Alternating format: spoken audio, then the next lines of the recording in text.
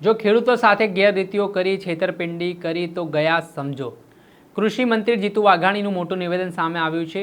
ખેડૂતો સાથે છેતરપિંડી કરનારા શખ્સો સામે હવે સીધા જેલ ભેગા કરવા સુધીની કાર્યવાહી કરવામાં આવશે।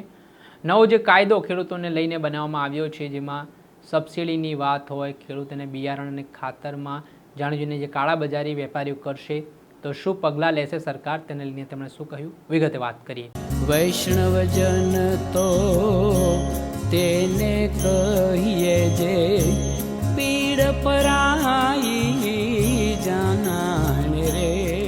દર્શક મિત્રો, નવજીવન ન્યૂઝમાં આપનું સ્વાગત છે। હું છું ફૈઝાન। એક તરફ ખેડૂત જગતનો તાત છે તે વીજ થાંભલા સામે લડી રહ્યો છે, તેના માથે મુસીબત આવીને બેઠી છે।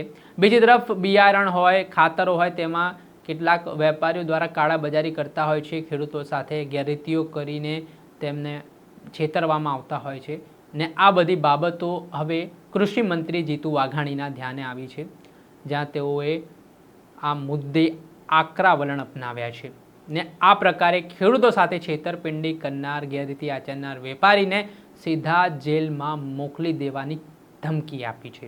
જ્યાં તેમણે કહ્યું કે છેલ્લા થોડાક સમયથી જે ફરિયાદો સામે આવી તેમાં 54 જેટલી દુકાનો છે તેના લાયસન્સ કેન્સલ કરી દેવામાં આવ્યા ને ખેડૂતોને જો હેરાન પરેશાન કરશે, કનડગત કરશે, તેની સામે હવે આકરી કાર્યવાહી પોલીસ દ્વારા કરવામાં આવશે ને આને લઈને જે નવો કાયદો ખેડૂતો માટે બનાવવામાં આવ્યો છે કે તેમને પૂરતો ન્યાય મળી રહે, તેને લઈને પણ મંત્રી જીતુ વાઘાણી વાત કરતા શું કહ્યું તે સાંભળો। માના ચરણોમાં આવ્યો છું। અવારનવાર અહીંયા સંસ્થા દ્વારા, સમાજ દ્વારા, સંસ્થાના કાર્યક્રમોમાં અને મારા સન્માનમાં તમામ મુખ્યમંત્રીશ્રીઓ, મંત્રીશ્રીઓ અને સામાન્ય નાગરિક તરીકે, કાર્યકર્તા તરીકે અને પટેલ સમાજના વ્યક્તિ તરીકે પણ અવારનવાર આવ્યો છું। આજે પણ આવવાનું થયું છે। ત્યારે માના આશીર્વાદથી માની વડાપ્રધાન મોદી સાહેબે હંમેશા લોકોની સેવા કરવા માટે કંઈ પણ કરવું પડે એમના માટે હંમેશા સંકલ્પબદ્ધ હોય છે અને માર્ગદર્શન આપતા હોય છે। માની ભૂપેન્દ્રભાઈ પટેલના નેતૃત્વની અંદર એમના માર્ગદર્શન નીચે મારા વિભાગે ખૂબ મહત્ત્વનો નિર્ણય, જ્યારે હું કૃષિ પ્રધાન મને જવાબદારી આપવામાં આવી શીર્ષસ્થ નેતૃત્વ દ્વારા, ત્યારે પણ મેં સૌથી પહેલાં ભાવનગરમાં વાત કરી હતી। મને આનંદ છે કે કેટલાક કાયદા, નીતિ નિયમ એમની વચ્ચે રાજ્ય સરકારે કાયદો એક રસ્તો કાઢ્યો છે, કારણ કે ભારત સરકારના કેટલાક નિયમો છે, કેટલાક રાજ્ય સરકારના છે, પણ કિસાનોને ખાસ કરીને છેતરવાનું કામ જે લોકો કરી રહ્યા છે, માના ખોળામાં આવીને મને આનંદ થાય છે આ વાત કરતાં કે રાજ્યના કિસાનો માટે મારા વિભાગે એક અતિ મહત્ત્વનો નિર્ણય કર્યો છે। બિયારણ કે ખાતરના વેચાણમાં જે કાંઈ લોકો ગેરરીતિ કરતા હશે એ તત્વો હવે સીધા જેલ ભેગા થવાના છે। એમના માટેના કેટલાક નિર્ણયો અમારી સરકારે કર્યા છે। છેલ્લા 3 મહિનામાં લગભગ 54 લાયસન્સ કેન્સલ કર્યા છે, 2 પોલીસ ફરિયાદ કરી છે।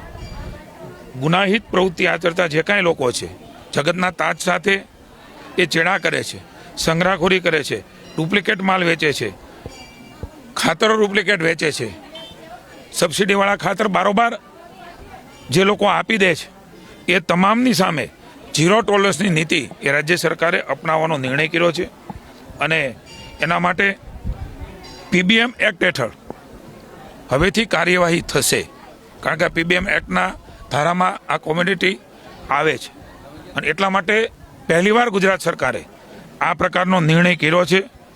ઘણા બધા અમારા વિભાગ દ્વારા 246 લાયસન્સ રદ કરીને 26 તત્વો સામે એફઆઈઆર પણ ગયા વર્ષે કરી હતી। આ કાર્ય અનેક ટીમો બનાવીને તમને વિગતવાર પ્રેસ નોટ આપીશું। એ કામ તો શરૂ જ છે।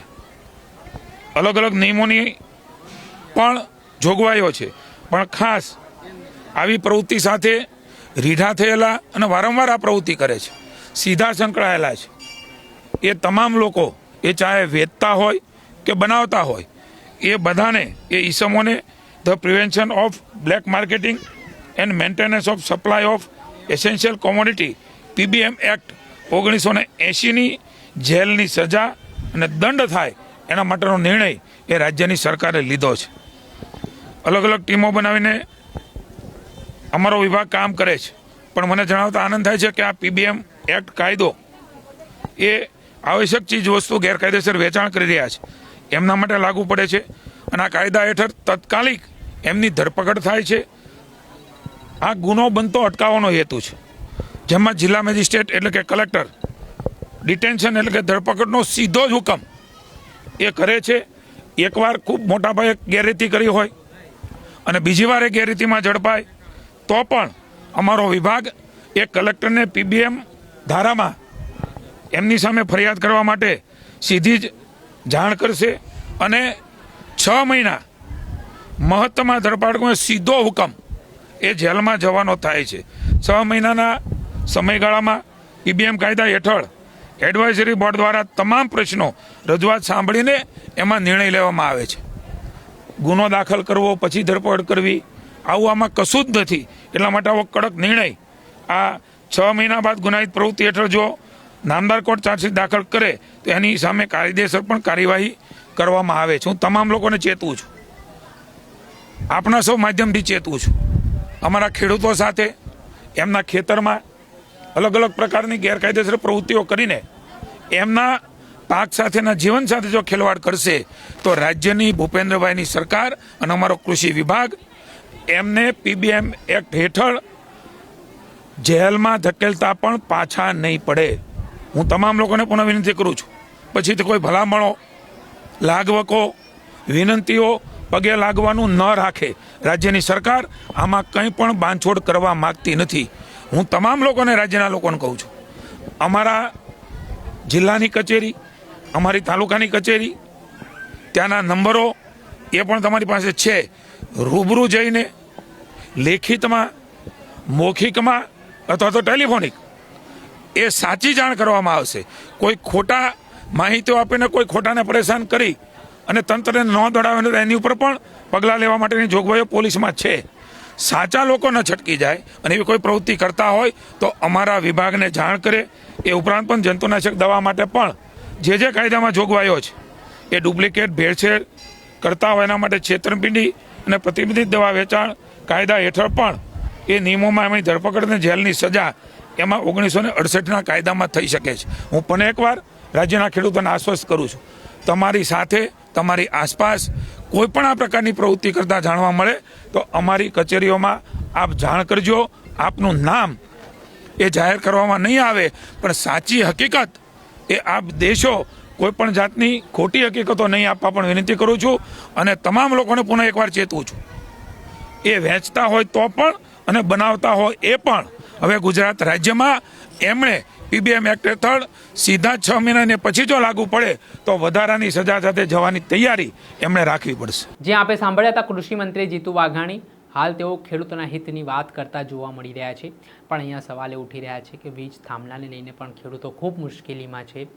પોલીસ દ્વારા જ કંપનીઓને સંરક્ષણ આપવામાં આવી રહ્યું છે અને ખેડૂતોના ખેતરમાં બળજબરીપૂર્વક જે વીજ થાંભલા નાખવામાં આવી રહ્યા છે.